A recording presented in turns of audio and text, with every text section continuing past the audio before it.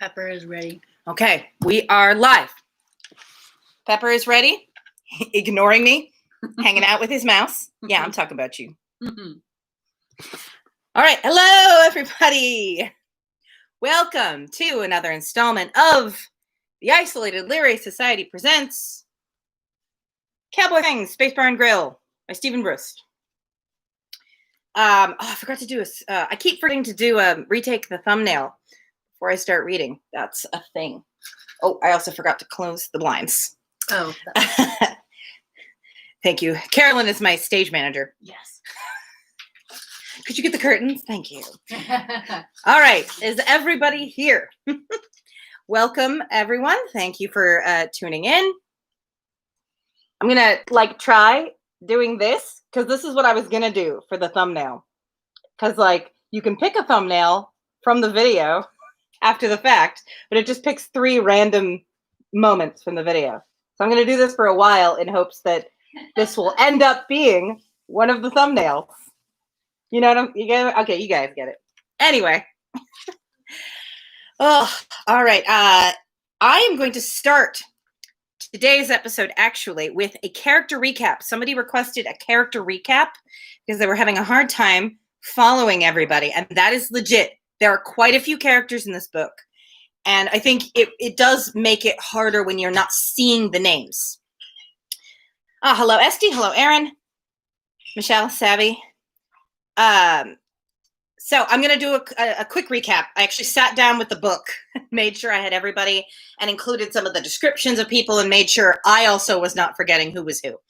It's easy to get Rich and Fred a little bit mixed up. It's easy to get Claude and Justin might as well be the same person.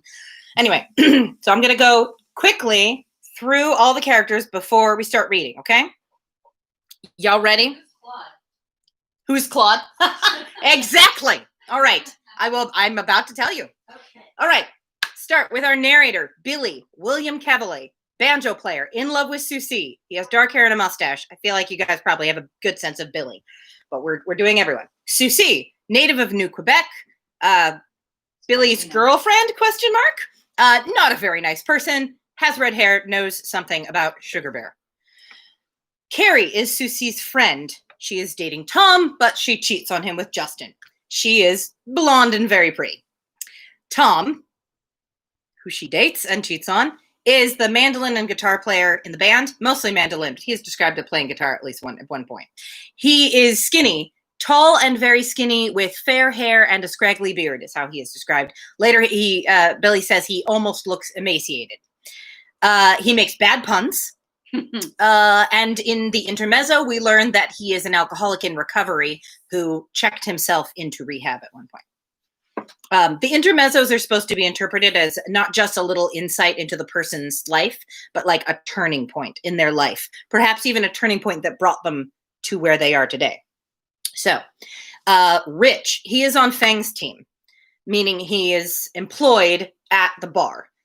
That is to differentiate them from the musicians who just stumbled back asswards into the bar. He is described as having a neatly trimmed beard, a bear-like build, and the personality of a crocodile on Valium. He was involved with Eve prior to them both being hired. He was hired by Feng as a handyman and bouncer. He has a motorcycle. In the intermezzo, we learn he used to be a crisis counselor and left a wife who cheated on him. Eve, also on Feng's team, involved with Rich prior to getting hired. She's a researcher. She speaks multiple languages, including French, conveniently. She cooks and waits tables at the bar. She's very soft-spoken, described as short with long blonde hair. Personally, I think she's the one from the House of Fear intermezzo, because I think that's the only intermezzo that it doesn't say who it is. But we have a couple intermezzos left, so I might be wrong. Because its placement, I realize while going back through this, that its placement in the book suggests it's Libby, but it seems to fit Eve's character so much more. So I don't know if I've ever really thought about who the House of Fear intermezzo was. There's one who says, she lived in a house of fear. Right. And she only I know exactly which one you're talking about, because that's the most mysterious one. Yeah, it's the only one, I think, that doesn't explicitly say who it's about. Yeah. Its placement in the book is in between references to Libby, so it seems like it should be Libby, but it just really seems like Eve's character. Anyway. Is that how all the other intermezzos are? they're placed in between references to the person that they're about? I didn't double check because all the rest of them say who they're about. Right. So I never thought about their placement. So you never have to. Yeah. I didn't double check the rest of them because this took already longer than I wanted it to. Anyway, so Libby, she is also on Feng's team. She is the bartender and also a paramedic. She calls people Pinhead. Once gave Jamie a topless photo of herself, also jokes with Billy about them having sex, so that says something about her personality. She's described as buxom and exuberant and charming, and she has met Feng. She is one of 2 people who are mentioned in the book have actually met the mysterious Feng. Rose, fiddle player in the band, dating Jamie on and off. They have a very toxic relationship, to be perfectly honest. She calls Billy her brother, but they are not related. She's described as pretty and petite with dark hair. In her intermezzo, we learn she has a serious history of drug abuse and that music helped her get out of it. Jamie, described as big, blonde, and bearded. He's a guitarist in the band. Popular with the ladies, kind of a dick. Slept with Susie while she and Billy were sort of unofficially quits. Although I think most people would interpret Susie's behavior as breaking up, but she never officially said, I do not want to see you anymore. And that is something that you should say to someone, unless they are like dangerously abusive and you are like, just need to kind of exunt. Yeah. Anyway, that's a complicated thing. Besides which, I guess we don't Jamie actually, also... sorry, I had some parsley on my teeth. Yes, sorry. Just, we don't know how much Jamie has gone around to see Susie anyway. Cause like, wasn't there some talk of, it's implied that Jamie and Susie sort of already maybe have a bit of a friendship prior to that. So we don't know. They could have been sleeping with each other for before that. Yeah. Also, we just, because there's that point where Jamie tells Billy that he wants him to kind of pump Susie for information. And Billy doesn't really want to, and it doesn't go very well. Yeah. And when he tells Jamie about it, Jamie's like, I could also ask her. Yeah. And he does go to Susie and he's the one who finds out that she's like flying to another city to get away for a week or whatever. Yeah. Also, at this point in the book, at least, it's not explicitly clear that Jamie slept with Susie. It's just sort of implied. Yeah. Because Billy calls Susie and hears Jamie's voice in the background. And what else does Jamie do? And that's Jamie's character. Besides fucking fight. Yep. His intermezzo tells us he has serious anger issues, possibly beat a kid to death once, a teenager when he was potentially also either a teenager or in his early 20s. Hung with a violent crowd. Music also is implied to have helped him get out of it. Fred, he is on Feng's team. He is a cook, waiter, and de facto manager of the bar. He's described as thin, quiet, and nowhere near as dull as he looked. Possibly the one guy in this book without a beard. He's a marksman and was previously in the Marines in a Special Forces unit. He's the weapons expert. He hooked up with Libby after they were hired, and they are now in some kind of relationship. He has also met Mr. Feng. Justin, he sleeps with Carrie. He works for Sugar Bear. He's one of the 2 who delivered the bomb to Feng's alongside Claude. Claude works for Sugar Bear. He was the one who was following Rich when Rich is like, I think I'm being followed. He also delivered the bombs to Feng's. He also was the one who tried to burn down Feng's, and then Billy follows him to Monsieur Rudd's mansion. Bringing us to Harold Rudd, also referred to as Monsieur Rudd.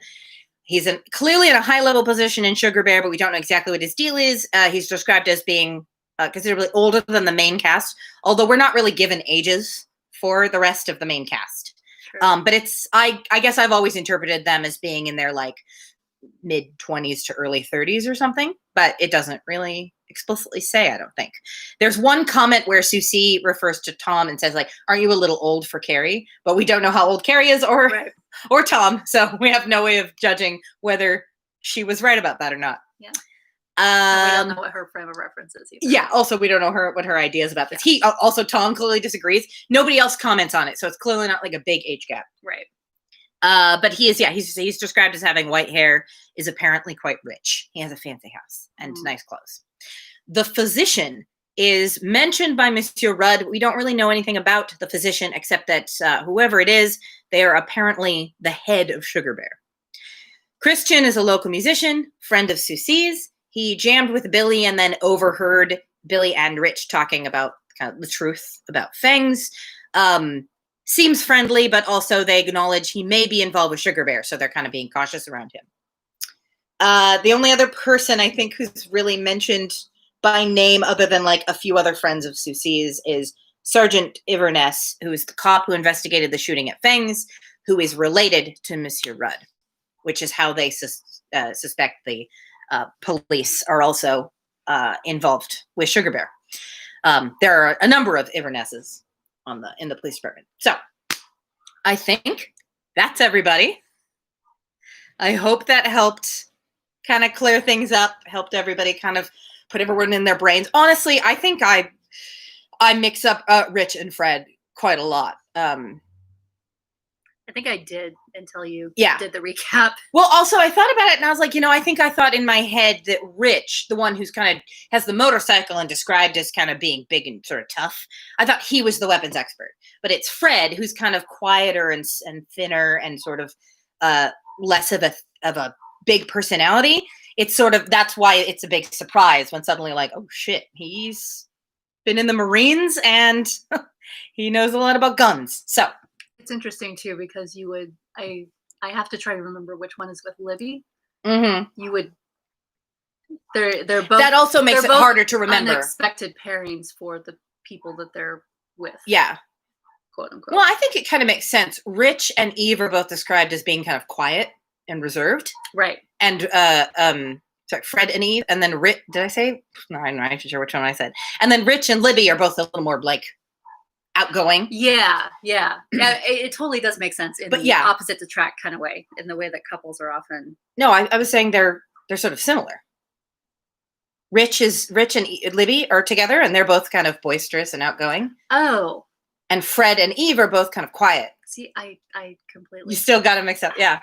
Okay. Rich is. We need a whiteboard. The handyman, right? We need a whiteboard with red yarn. Yeah.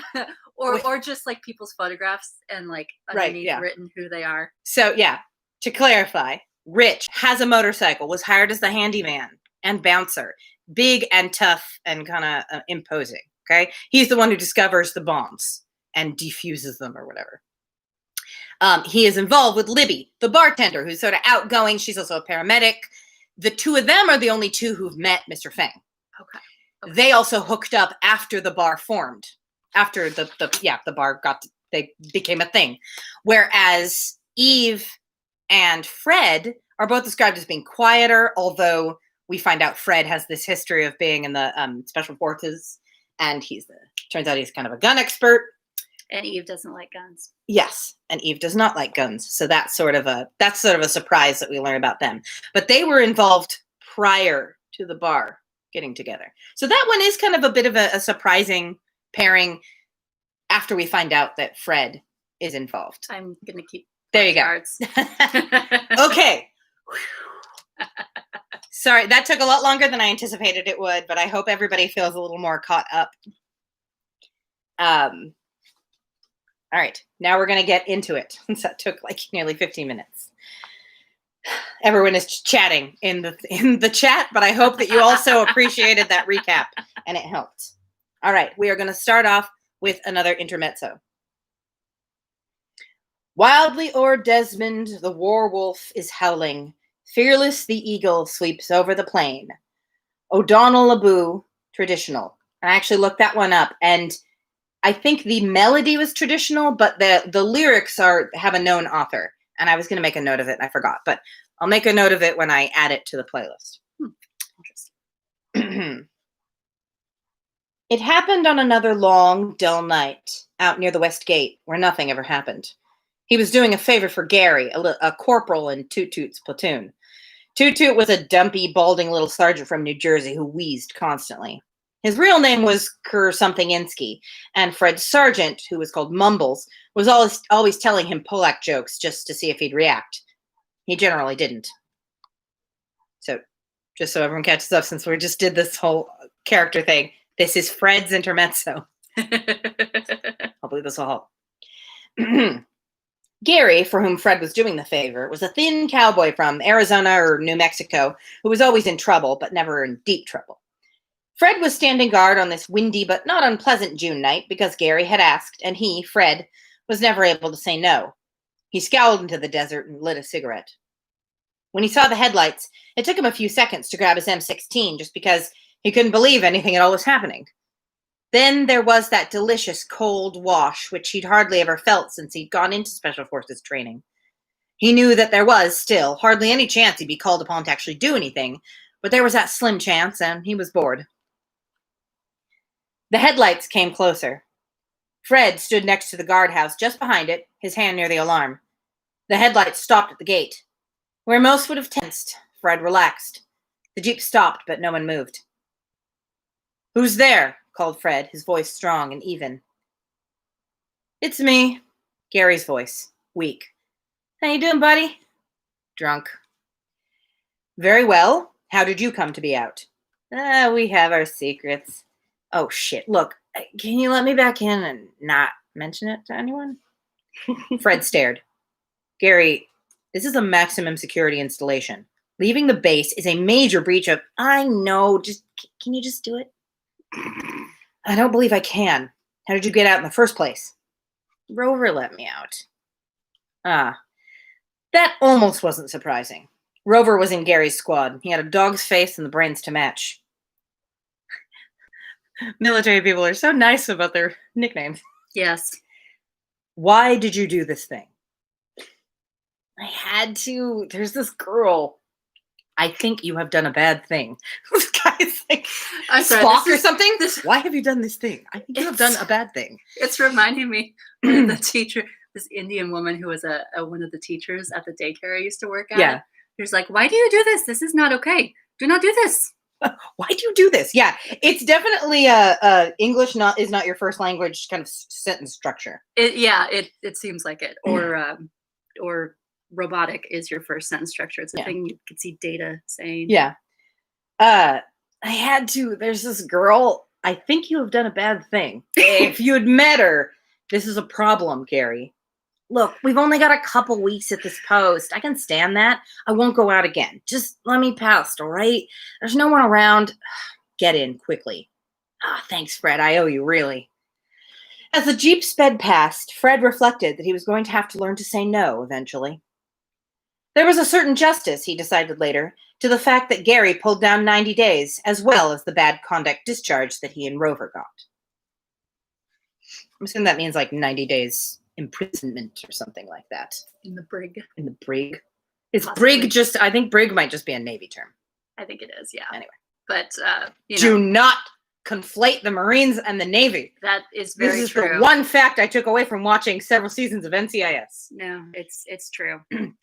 Although they're called the Naval Crimes Investigation Service or whatever, and they do investigate Marine crimes, so explain that. Checkmate, Navy! Nobody else cares. Or checkmate Marine. I think it's mostly Marines who'll be like, excuse me. Oh, yeah. We're not the Navy. It's different. They don't want to be confused with the Chowders. So, that was Fred. I hope that little intermezzo helps solidify Fred. Very sort of serious, but also he's seen shit. Might be a robot. Chapter 11. I said by the fires I see William Kevley. Fun fact, the book says that's William Kevley, as in Billy. Mm-hmm. However, More Thumbscrews is in fact a Cat's Laughing song. That's Stephen Brust's band. It says, our connection is unstable. Please wait while reconnecting. Oh dear. Okay. Please let me know in the chat if there's any problem with the audio or video. Okay, so hopefully it's fine. Anyway, also very exciting. I looked it up in advance because I was flipping through the book and I saw that one. There is in fact... Oh dear. Well, I'm going to comment in the chat and just make sure.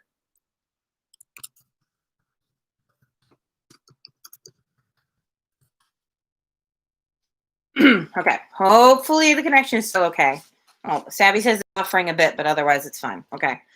Fingers crossed it'll be okay. I haven't been restarting the router lately before the stream, but it might need one. I'll do that afterwards so we don't have a problem in the future. Okay, chapter 11. Let's talk about love. I sat in my room with my back to the door, my legs straight out in front of me, my feet limp, and I stared at the ceiling and thought deep and profound thoughts from which wisdom emerged, as by magic. Well, okay, maybe not. But answer this for me. Why should the end of a fling with someone I hadn't even met 2 months before leave me more dejected and, well, alone than the destruction of the birth world of the human race, the place imprinted into my psyche and very genes as being and containing everything that was home? Imprinted into my psyche and very genes. Aye, there's where it's used as a polishing cloth. Exactly what had been imprinted into my genes and very psyche? I don't know. Standing here at the door to yet another epoch of humanity, with a view that spans from one end of the hall to the other, I say to you that I have no idea in the world or worlds what this thing is, except that I got it and I can't shake it. But some things are learned, and in fact, are learned so thoroughly that they'll never be pried out of the mind in which they've taken root. Love, to pick an example at random, romantic love. To be a human being born into the mid-20th century is to inhale ideals of romantic love with your first breath, to drink it with your mother's milk, to eat it with your Gerber squashed peas, and to have it drummed thoroughly into your skin and vital organs by every children's tale, television serial, Hollywood movie, work of popular music and unpopular music, and back alley conversation. But here's another one just to confuse you.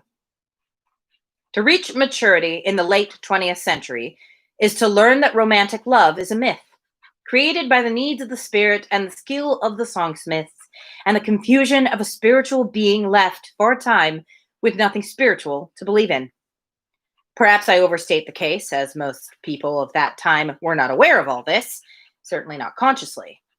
But nevertheless, romantic love was in the process of being discredited, even though the generation of man doing the discrediting was its slaves. Quite a concept, all in all.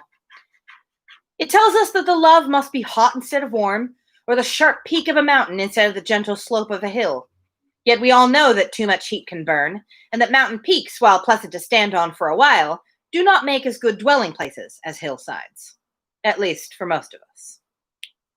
I feel like that is actually a very good, very nice poetic description of the difference between, the hot versus the warm, and the apex versus like the gentle climb. We are a very creative race, and an imaginative one, even when we don't know it. It seems that those individuals who most bemoan their own lack of imagination are the ones who think they have met the perfect mate and spend hours spinning daydreams of how it will be and what it means. These people, along with their spiritual brothers who are waiting for the perfect mate, who must be out there somewhere, are using their imaginations to find new and ingenious ways to hurt themselves. I'm referring, of course, to myself. We could tell ourselves that what we wanted was the warm familiarity of the lover we knew, who knew us, with whom we had grown together and could continue to do so, that security was part of love rather than its anathema. We could tell ourselves this, but even as we did, a persistent voice whispered from our souls, "This isn't right. There's something more." And there is the other side, perhaps worse. When we achieve out of nowhere the explosive infatuation reflected in a hunger that cannot be sated, the voice says, "Yes, this is right. It must be like this forever." Infatuation, as a phenomenon, can never be fully exercised. Infatuation with an idea, a person, a flower, a mountain, a starship, will exist as long as man. People who find their reason to exist in other people will exist as long as man. But be grateful, you who stand with me at the end of man's infancy and the beginning of his adolescence, that no longer are such things held up as a virtue for which we all ought to strive.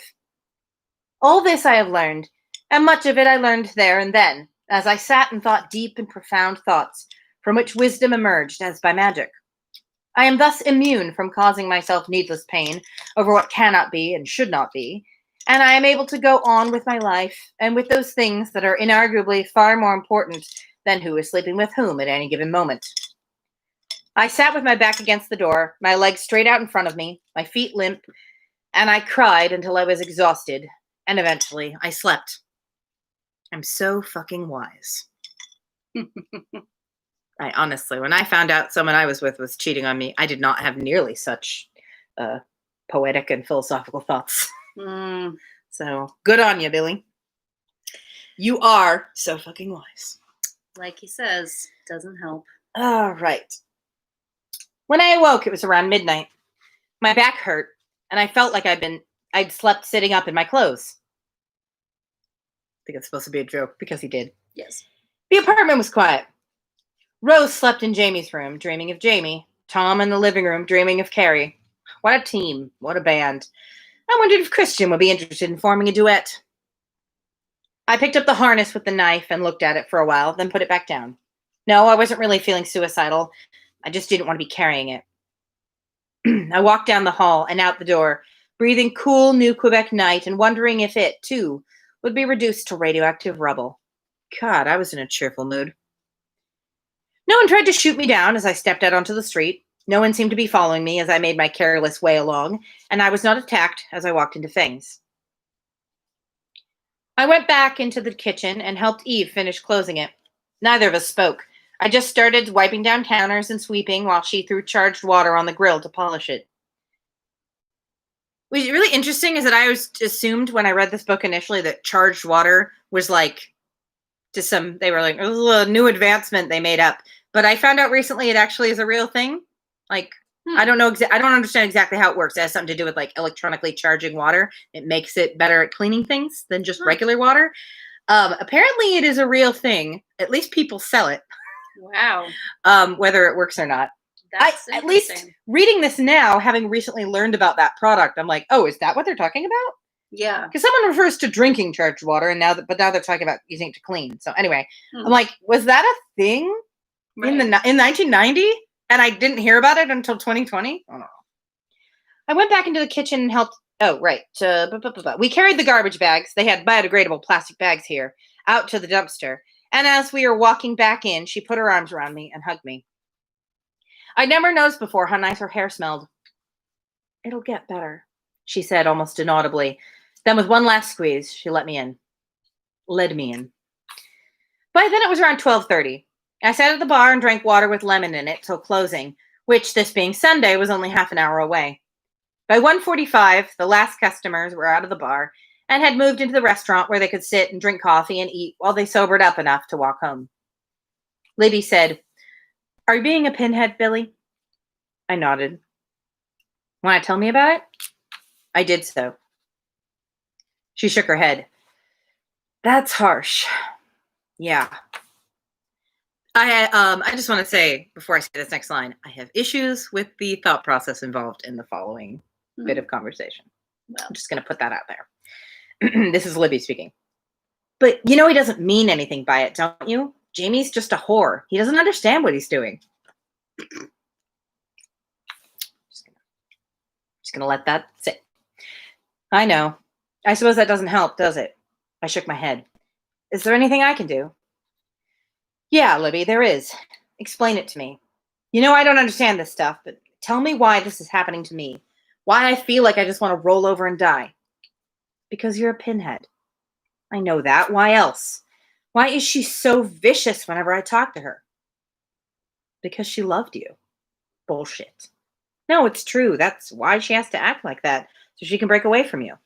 I don't get it. That's because you aren't like her. She can't go from loving a man to liking him. She has to hate him first. Well, that's crazy. Why? Because she's scared, and she'd rather hate someone than risk getting hurt. She probably doesn't know it, but there it is. Lots of people are like that. She gave me another glass of water with lemon. You wanted the wisdom of Libby the Shrink. I hope you like it. The whole thing is stupid. Yeah, so's being a pinhead. But you are one anyway. Yeah, I said, that is for damn sure. She tousled my hair. I stood up and leaned across the bar to give her a hug. She squeezed me, then kissed me. Then we were kissing for real. I slid over the bar top and held her so tight it must have hurt, but she didn't complain. When we came up for air, she gasped, "Upstairs." Yeah, I said, yeah. We stumbled up there to the bed she shared with Fred and clumsily got rid of our clothes. Her eyes were so brown and wide, her legs were so strong, and gripped me while she made hissing sounds and low rumbling noises, or maybe that was me. I touched her breasts and her lips and her hips and her legs. and brushed her hair from her face, and she responded, and I remember frustration that I couldn't keep my mouth locked with hers while looking into her eyes. The eyes won eventually, brown pools of lust, of love, of fever. I went crazy for a while, but it was a good crazy. And she matched me until that moment we held each other so tight we might have just compressed into the same space, which would have been fine if you ask me. We breathed heavily and sweated, and sometime later Libby had the same thought as me. At times like this, she said, I really miss smoking. We lay quietly for a few minutes. Sometimes I think that sex is only a necessary prelude to good cuddling. But it grew late, and it would be embarrassing, if nothing else, for Fred to find us like this. So I stood up and began to dress. She said, Where the hell are you going, Pinhead? Home. I need some more sleep, I think. You're walking home alone? You coming with me? Fred will. That's not quite the same. I know. I'd rather you did. She looked at me soberly and began to get dressed herself. Maybe one of these days I will, she said. We went back downstairs, and she called for Fred, who was in the dining room talking to Rich. The two of them showed up, bulges under their jackets. Yo, said Libby, Pinhead here needs to get home. Very well, said Fred. I'll come too, said Rich. Wait, Fred. So Fred and Libby are together and Rich and Eve are together. I had it backwards. God damn it. Oh, jeez.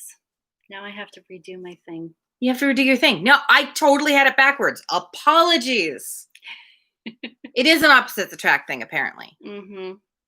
I mean, that makes sense. But that makes more sense because Rich is the one who's the least qualified to be part of this, like, saving the universe team. Because he's just the handyman, bouncer. He's just strong and knows a lot about tools and how to fix things. He's not, like, a former Marine, and he doesn't speak 10 languages. He's not a paramedic. True. There are a lot of people who are generally good handyman types who are strong enough to be, and imposing enough to be bouncers. And that makes sense because Eve and Rich were already together. And Fred and Libby just got together. Right. Because circumstances. Right. That whole I'm so upset. Hot thing. So upset that I got it backwards. Did I get it backwards in the document, or did I just say it wrong? Even though I made the document, I got it backwards. I don't know. Yeah, I had it right on the document. Rich, involved with Eve prior to them both getting hired. Damn it. The problem is that Libby and Eve have very different personalities. I feel like it's actually fairly easy to keep them straight. Oh, yeah. Rich and Fred, less so. Yeah. Okay. That's on me, y'all. But you're all forgiven from being confused. You can feel good about having been mixed up about the characters because I've read this book like 10 times and I still got it mixed up. God damn it. It's really annoying. They do seem very interchangeable, especially if you are not like reading it straight through or something. Well, it takes you a while.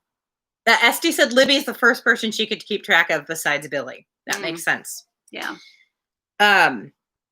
Yeah, honestly, I think the problem is that when you first meet Rich, you get the impression of him being sort of big and strong, and he's got a motorcycle and the whole thing. So you're like, he's a strong, intense dude. He's a bouncer. And Fred doesn't have much of a personality initially. You don't know much about him initially. He's just the cook and de facto manager of the bar. Yeah. And it's not until later you find out who's like special forces. And I think by that point, there are so many character names, you've gotten them mixed up anyway.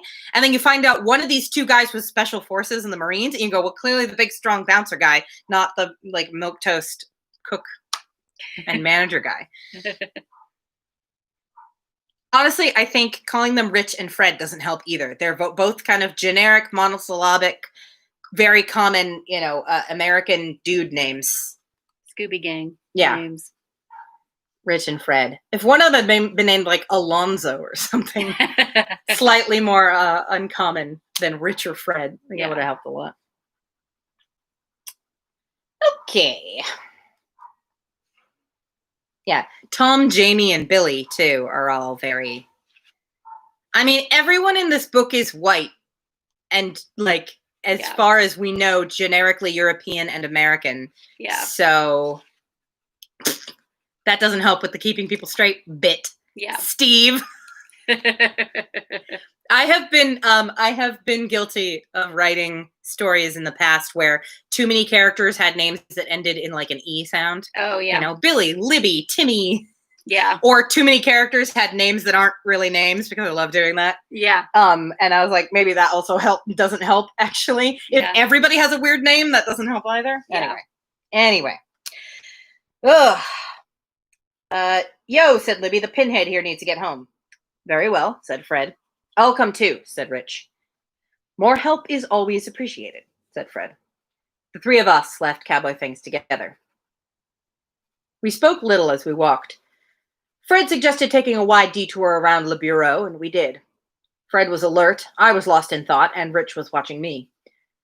Fred continued to look around. We went past a place where a church across the street faced an apartment complex on our side, which I always enjoyed because the apartment complex was built in a really fine Baroque style with a big arch over a wood door and the windows with boxes and decorative stonework around them, while the church looked something like what on Earth would have been an office park. That's a phrase I love, office park. Is it where offices go to play, or where you park your office when you're not using it? The Bureau, at least, had a bit of style.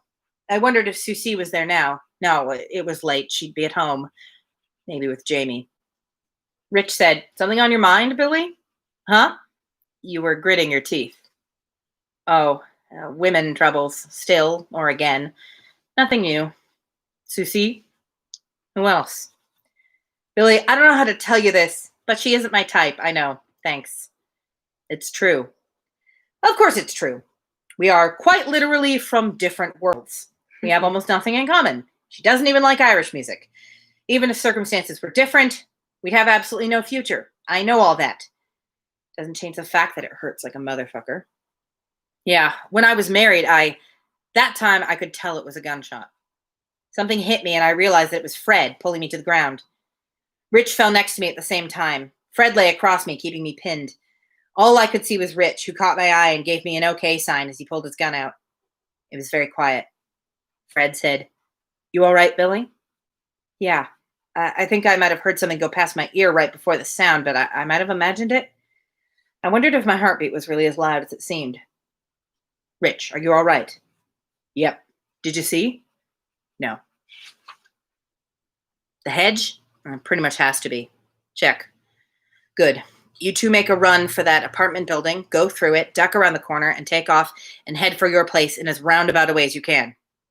Rich said, Will the apartment be open? I haven't run into any security locks yet. Okay.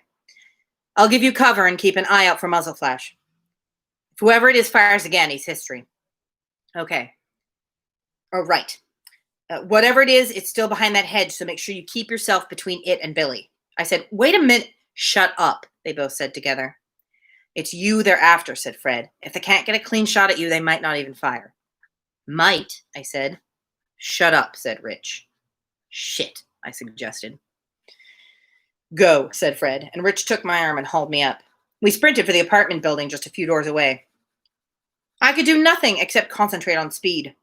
My eyes were focused on that door. It came to me that they might have placed a second killer somewhere, but I couldn't do anything about that, so I just ran.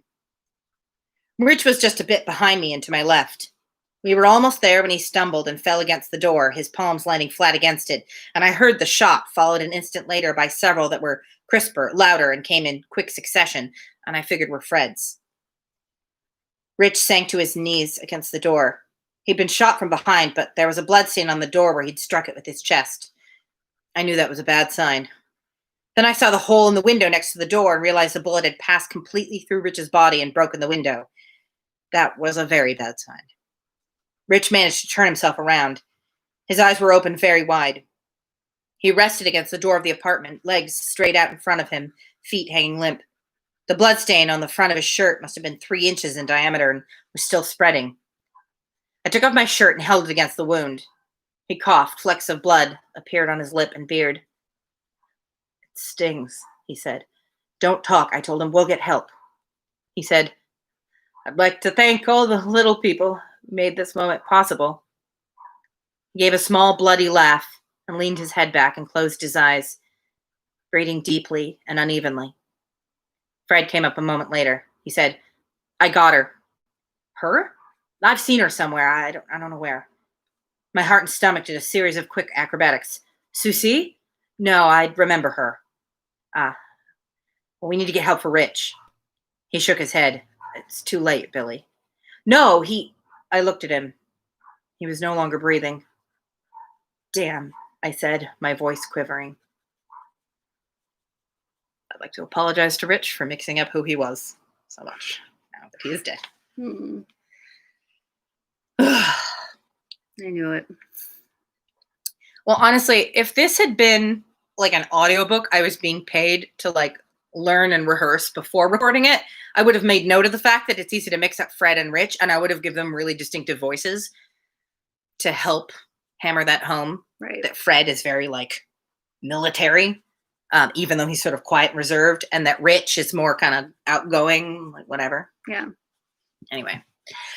Okay. Everyone take a minute. It's always the happy couples that get split up first. Right. I think he may have had more hats than anyone I knew. 3 top hats, 2 black, 1 gray, a bowler, 3 leather caps and 1 woolen cap, and others. The one I remember best was a brown leather cap with a snap. I don't remember anything else that was going on that day or even where we were, but I remember Eve kept pulling the cap down over Rich's eyes while he tickled her. I remember his big crocodile grin. He had a strange fascination for the sounds people made during lovemaking, which was his biggest failing as a housemate. He would not only fill you in on what your other housemates had been up to, but what he thought of the sound effects you and your lover had made last night.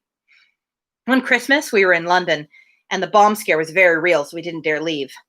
Rich brought the motorcycle into the dining room and decorated it with bulbs and lights and strings of popcorn. At midnight on Christmas, we killed all the other lights in the place, and he turned on the emergency flashers. He had a nasty, unpredictable temper, but he always seemed gentle. He spent a great deal of time thinking of ways to get rich. He very badly wanted to be wealthy. And now he never would be. Let's go, Billy. We can't leave him. You want to explain all this to the cops? I shook my head. Fred helped me to my feet. He took Rich's .38 and put his own Beretta in Rich's hand. It might fool him, he said, at least for a little while. I nodded and took a last look at Rich, sitting with his back to the wall like he was resting, Beretta in his hand.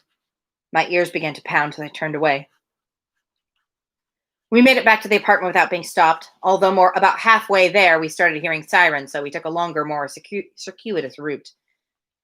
Tom and Jamie and Rose were all there. As we walked in the door, Jamie said, "What is it?" I opened my mouth, then closed it. I realized I wasn't wearing a shirt, but that I was still holding the bloody bundle in my hand. Fred took it and said, "I'll be back in a moment."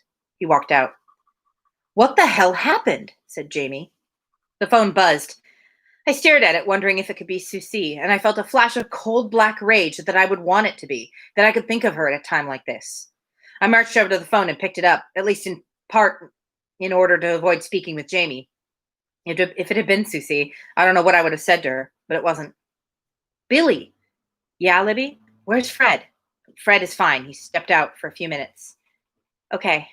The police were just here, about Rich. They said he's..." "Yeah, I was there. How's Eve?" Libby shook her head. "They sedated her and took her to the hospital." "Damn. Are you and Fred going to be all right?" "Yeah." "The cops are on their way over to you now. Thanks for the warning. Any idea who shot him?" "The girl who was in here with Carrie, Danielle." "Oh, I remember the photographer." I left her off the cast list because I went, I don't think she ever shows up again. I completely forgot she was the one who ended up shooting Rich. Anyway, she was a friend of Carrie's. She appeared at one point. She's not important other than this. Was she? I remember the photographer. Was she? That's funny. So was Rich. There were traces of tears at the corner of Libby's eyes. "Thanks for the warning," I said again. "I'll see you later." Fred came in as I disconnected. I said, "That was Libby. The police have been there." Jamie said, "Would someone please tell me?" "Rich is dead," said Fred. Jamie stared. "Oh, man." Rose sat down. Tom's mouth dropped open. At that moment, someone knocked at the door. I opened it and found myself face to face with the light gray uniform of the New Quebec Municipal Police Force, or the Munis, as they were called. Good afternoon, Mr. Cavalier. Do you remember me? Vaguely. Sergeant Everness? Yes. May we come in? Certainly, please. Thank you. This is Officer Devenois. I believe I've met you all before. Sit down. Thank you. His eyes fell on the shotgun by the window, and his eyes rose. It's mine, said Jamie's. There are no laws against it, are there? No, not yet, at any rate. Is that also yours? Jamie followed his glance to the 357 Magnum on the counter. Yes. You like guns, eh? Big guns, agreed Jamie. I see. He turned back to me. Do you know why we're here? I got off the phone with Libby down at Feng's, and I've just passed the word on to my friends. His mouth tightened. Indeed. She wasn't supposed to call you. Oh, are you sure she understood that? Perhaps not. Well, I'd like to question each of you separately. Is there a place we can do this, or need we go to the station? No, I said. My room will work, I think. Excellent. We'll start with you. I led him back to the room. His eyebrows rose when he saw my knife and harness. He looked a question at me, but since he didn't actually ask it, I didn't see a need to answer. He began asking questions, and I answered them as best I could. I lied a lot. I think he knew it, but he didn't bring me down to the station, so that was good enough for me. I was very exhausted when he finished with me and started on Jamie. After a long time, they left and we stared at each other.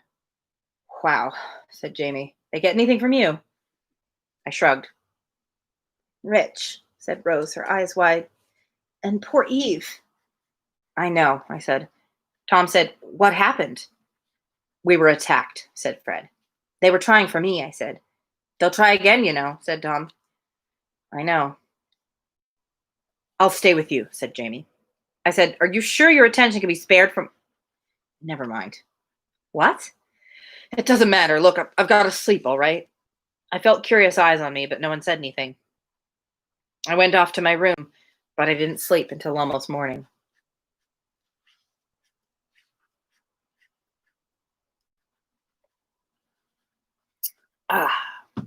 Intermezzo. Okay. This is Libby's intermezzo. That confirms that Eve is from the House of Fear. Okay. And my theory about that intermezzo appearing in between references to Libby was total coincidence. Which makes sense because Fred's intermezzo comes in between references to Jamie, so. Yeah. I just, I like to acknowledge when I could be wrong. All right, intermezzo. She's a big, fine, strong lump of an agricultural Irish girl. The agricultural Irish girl, traditional. It started simply enough, as always. Her father said, Libby, find a 1/4-inch wrench for me, and she went off to do it. The workbench had been a strange and wonderful place when she was younger, and even now at 14 there was a certain fascination. She looked around for the wrench, but didn't see it. While looking, her attention was captured by a red box with 3 wires coming out of it and a dial on the front. One of the wires had a dull needle-like thing at the end. She wondered at its purpose. Her first idea was that it had to do with testing car batteries, but she'd seen her father do that, and he didn't use this thing. It obviously had something to do with electricity. She wondered what would happen if she stuck the needle into a socket, but decided it would probably be a bad idea. The other 2 wires, one red and one black, had clips at the end. She attached one clip to the handle of a clamp, the other to the workbench, and began gently touching the needle to the saw, the wall behind the workbench, one of the nail jars, and she was grabbed from behind and swung around. Her father slapped her on top of the head hard, and the box fell onto the floor. Good. I hope it's broken, she thought. I told you to get the wrench, not play with every tool I own. He slapped the back of her head hard enough to make her teeth rattle, looking around for the wrench, finally spotted it on the paint shelf.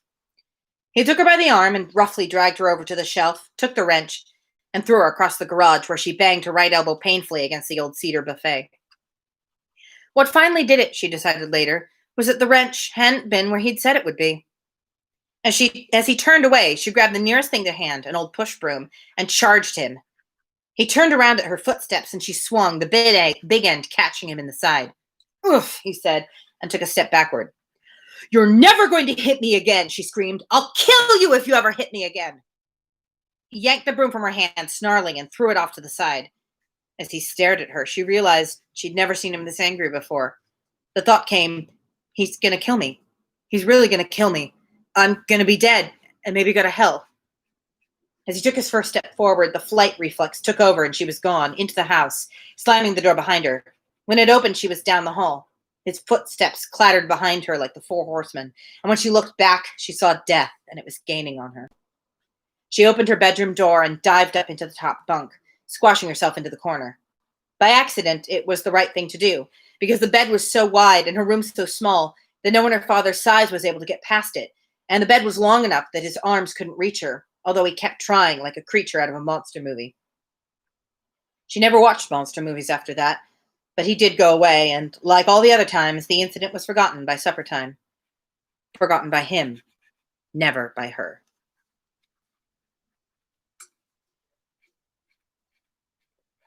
All right. Chapter 12. Hunted from our father's home, pursued by steel and shot, a bloody warfare we must wage, or the gibbet be our lot. The Rapparee, Seamus McGrath, Tom Michael O'Brien, and James English. I don't know who those guys are. They may be from a band. He seems to be crediting the songwriters when possible, not necessarily, a band that made it popular or whatever. So, anyway. Breakfast the next morning was a portion of prepackaged pudding that the label claimed was chocolate, served with a helping of mutual quick frost from each fellow roommate to every other. But the coffee was hot, and there was milk to lighten it and sugar to make it sweet. A tense stillness, a deafening quiet, made the little apartment stifling. No one spoke. No one even looked at anyone else. We just watched the walls close in. At one point, James stood up, got out his Gibson six-string, and started singing Sir James the Rose, but no one responded, and soon he became quieter. Presently, he stopped. Yes, as Aaron says, Libby is a real one. What is there to say? I slipped into my room to play my banjo, but I couldn't manage to feel any enthusiasm for that either, so I stopped after 3 or 4 plunks. I went through the list of things I wanted to do, mentally crossing them out as I came to the ones that broke some natural law, could get me arrested, or I was certain to regret in a few hours. When I found one that survived all of the cuts, I went back into the living room and said, "I'm for Fengs. Anyone else?" "I'll go along," said Jamie, I think figuring to protect me. "All right," I said, because I couldn't think of any way to say no. "I might as well," said Tom, since the rest of us were. Rose was already there, waiting on tables so Fred could cook, since Eve...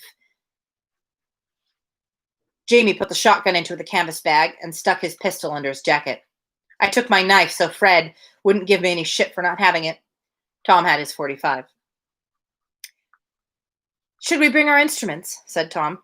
"I don't much feel like practicing," said Jamie, which was unusual for him, but understandable. I didn't feel like practicing either, but I was feeling contrary.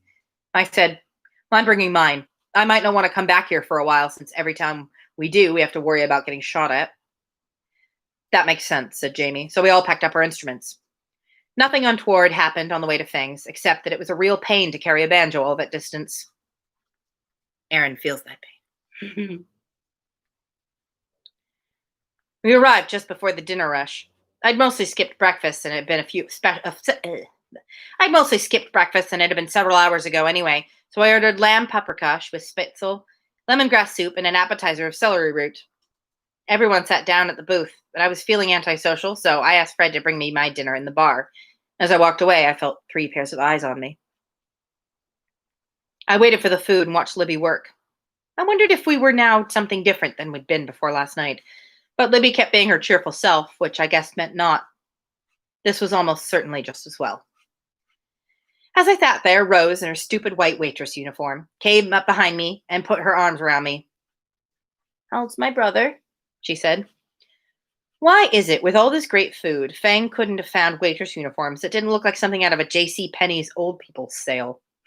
She kissed my cheek. I said, "I'm all right, I guess. How about you?" "I'm worried about my little band." She pronounced both T's and little. "Are you? Why?" "I don't know. I just am." "Have some whiskey." "I will." She sat down and did this. "Are we ever going to play again?" "I don't know," I said. "If we get out of this alive, we might. If we all die, probably not." "I do not wish to die. said Rose, as if she had considered the matter carefully and just reached that decision. All right, then you won't. That is a good thing. But Jamie has to live too. All right, I'll take care of it. And we need Tom to play mandolin. That's true. And Fred and Libby to bring us food and whiskey. Right. And even... Oh. She stopped, looking stricken. Fred arrived with my celery root. It was very tangy and had a trace of lemon in the dressing, so I suspected it would go well with the soup. Libby brought me a glass of Burgundy, and it was okay. It seems like you're angry at Jamie, Rose said. Well, there was some stuff, but I don't think I'm angry. I don't know. That's good, because I'm the only one who gets to be mad at Jim. I understand that now. I think we need to get you a girl. Yeah? Okay, find one for me. And she has to be a good one, because you're my brother. Pick one out for me. I trust your judgment. I will. You know that girl Susie. She wasn't very good for you. People keep telling me that. I wonder if her friends are telling her the same thing. You know, it isn't any of my business, Billy. Oh, go ahead and say it. Well, I just wonder if you didn't arrange for things to fall apart between you and Susie. I mean, it almost seems like... Yeah, I know. I've thought of that, oddly enough. Maybe it's true. Certainly a lot easier to be hurt than to... Oh, hell with it. I'm not a shrink. Maybe it's true. Either way, it doesn't help. I know. She dried the corners of my eyes, downed her whiskey, hugged me, and went back to the restaurant. Presently, Tom sat down next to me. Did you know that James Cagney never actually said, I'm going to do to you what you did to my brother, you dirty rat? As a matter of fact, I said, I did know that. And Bogart never said, play it again, Sam. Libby said, get something for you, Tom. Orange juice. Coming up. I said, you going to call Carrie? Why? She's a whore. That's harsh. It's true. So you're not going to call her? I don't know. My salad bowl vanished and my soup appeared. Yes, it complemented the salad very nicely. It went well with the wine, too, in an odd sort of way. Slurp, slurp. I'm a very loud soup eater. It's Justin, said Tom. I hate him. You see how he was looking at me? Like I was dirt. I'm almost surprised he didn't blow him away. I almost did, right there. You know, he treats her like shit. How do you know that? She told me. When? Last night, I called her. Ah, I think Libby would say you're a pinhead. Libby would be right.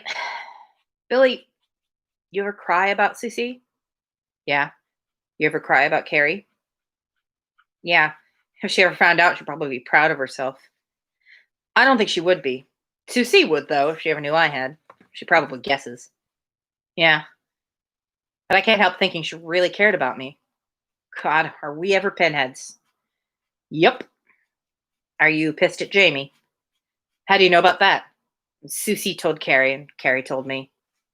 Oh, I guess that does confirm that they were sitting together.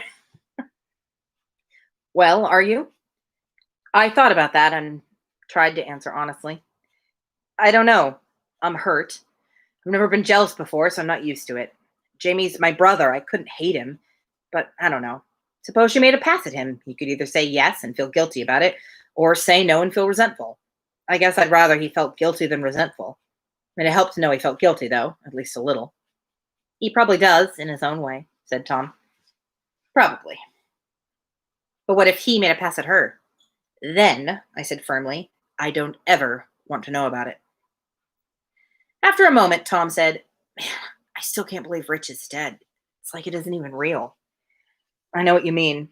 I keep turning around expecting him to be there. Every time I walk past the bike, it hits me again. Sure is weird how the brain works. You mean how we're bummed about our love lives when we're really upset, when what we're really upset about is Rich? Yeah. I hadn't noticed. We said nothing more for a while, then Tom wandered off into the restaurant. I finished my soup and had more wine. Jamie joined me. He had a beer. I switched to coffee. I decided I was drinking too much coffee lately. Oh, good night, Aaron. Sorry you can't stick around.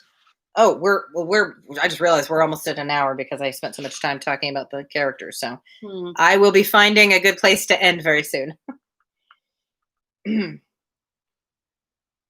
I decided I'd been drinking too much coffee lately. He said, Jamie, How you doing, bro? All right. I'll live anyway. You seem kind of down. Yeah, I guess. Is it about Susie? Yeah. Well, look, Billy, I know her pretty well. Yeah, even biblically. He looked at me. That's the exchange that makes me think that maybe they weren't actually sleeping together. Yeah, especially because like Jamie would have to be a pretty big douchebag to say, "Look, I know Susie pretty well," when he's sleeping with her. Even if he thought Billy didn't know. And still, I mean, I guess it's possible that he's just ignorant enough to not know what it means to know someone biblically. But the fact that he like cleared his throat after that, I mean, it makes it sound like he knows what Billy meant. Yeah. Then maybe he didn't realize Billy knew, but it still seems like a huge douche move, even for Jamie, to say, "Look, I know your ex pretty well, and you can trust me when I say she's no good." It's like, yeah. It just seems like too big of a douche move. He doesn't know what he's talking about when he says, "Is she good enough for you?" Like this You think he would react by saying, "Oh, I didn't realize you knew. Sorry." Yeah. Or something. Instead, he's like, "Huh?" Weird. Yeah. That's why I put that kind of question mark about in my description of whether they were sleeping together. And how about let's not talk about her? All right. The food showed up and Jamie was politely silent out of respect for my pleasure. Business in the bar picked up and then slacked off while I ate. Libby brought Jamie another beer, then leaned on the bar and said, "So, how's it going, gentlemen?" "All right," said Jamie. I said, "How's Eve?" She shook her head, not catatonic, but not responding to anything. On the other hand, she's still sedated, so that might be part of it. I hope she comes out of it, I said. Me too. I wish I didn't feel responsible for it. Jamie said, "Did you pull the trigger?" Well, no. Libby said, "Did you order Rich to go along? Did you even ask Rich to go along?" No. Then why feel responsible? Because they were protecting me. Whoever it was probably shooting at me, and if he'd let me get shot, Rich figured he was doing something important. It was his choice. I know. If they wanted to kill you that badly, we better not let them. I said, I just wish I knew why they were doing it, what their goals were. That's what I've been racking my brains with, and I can't figure it out. Libby nodded. Yeah, if we knew what was in it for them, it would help. I shook my head. I don't think anything is in it for them exactly. I think they believe in what they're doing, at least on some level. Jamie said, destroying entire populations. They believe in that? Libby said, I heard a rumor today that war broke out on Mince. Nuclear war, every city on the planet. If Sugar Bear's behind it, that's another, 9,000 people they've wiped out? You think they believe that's the right thing to do? What's Mince? Said Jamie.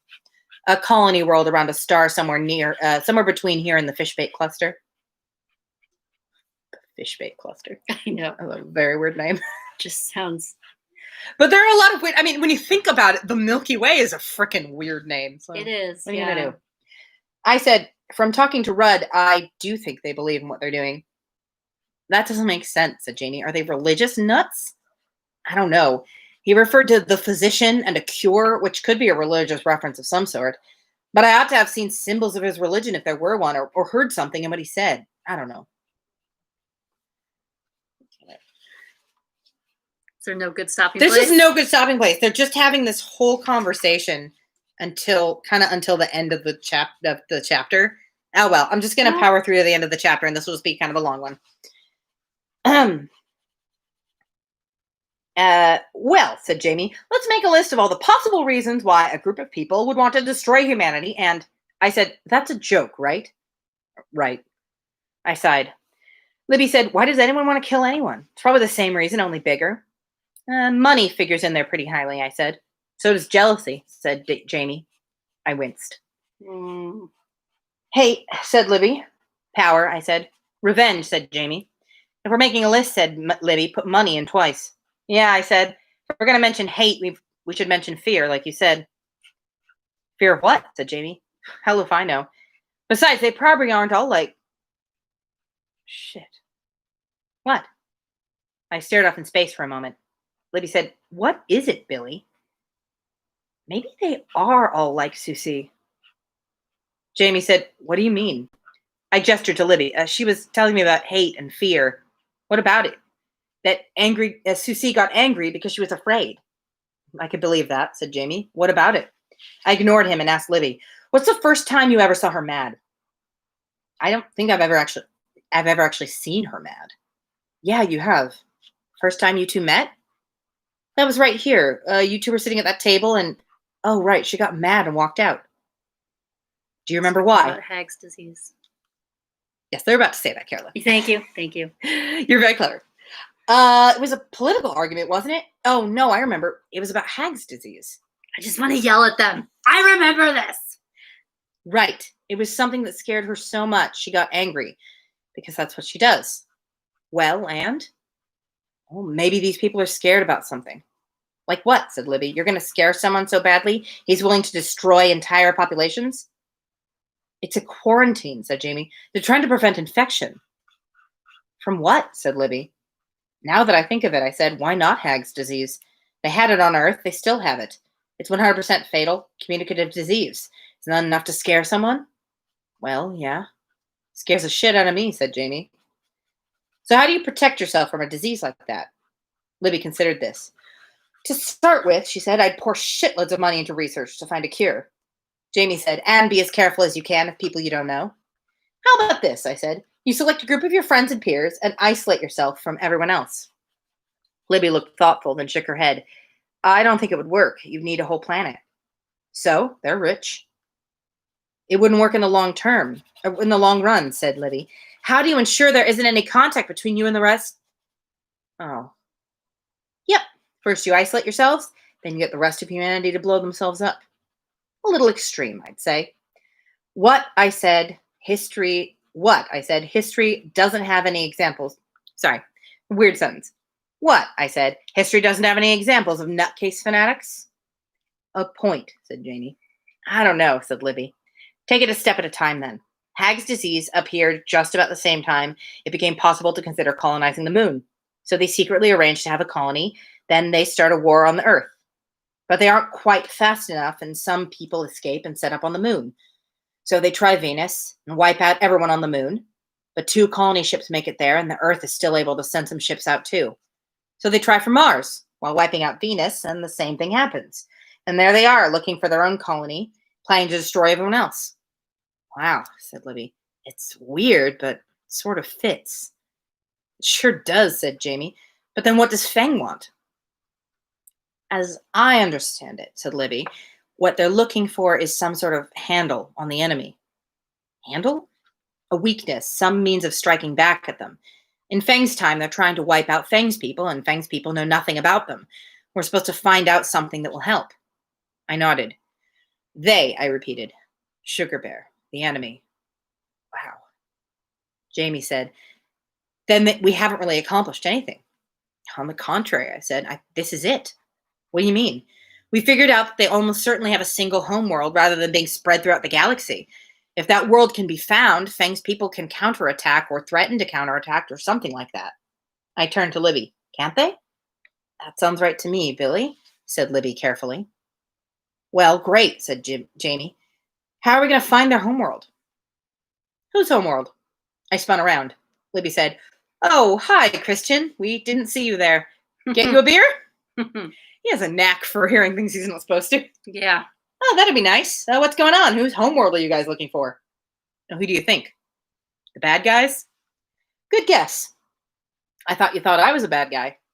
It's a possibility, I said. Does that mean you have to kill me? I wasn't sure if he was joking or not. I said, I don't know. Where's the location of the rebel base? He shook his head. If you're the good guys, I have to ask that. If you're the good guys, I have to ask that. Don't bother, said Jamie. The bad guys already blew it up. Well, that's harsh, said Christian. That's Libby's word, I said. I've been hanging around with her a lot. Did you mean the Earth that the bad guys blew up? Yeah, said Jamie. How do you know that's what I meant? Well, it's where you guys are from, said Christian. Oh. You think they destroyed the whole place? Oh, looks that way, I said. Wow, that's scary. Well, why do you have to find out where they live so you can blow up their planet? He didn't seem especially serious about this whole blowing up planets thing. We looked at each other, then at Christian. All right, he said. How are you going to find it? Again, we didn't answer. Man, he said, you guys really think I'm with them, don't you? Libby said, how are we supposed to know one way or the other? Guess you're right, he said. But who are they, anyway? I'm curious.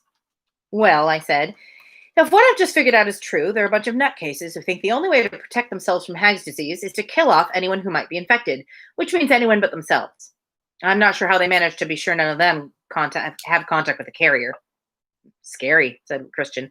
That means killing a lot of people. The whole human race, said Libby.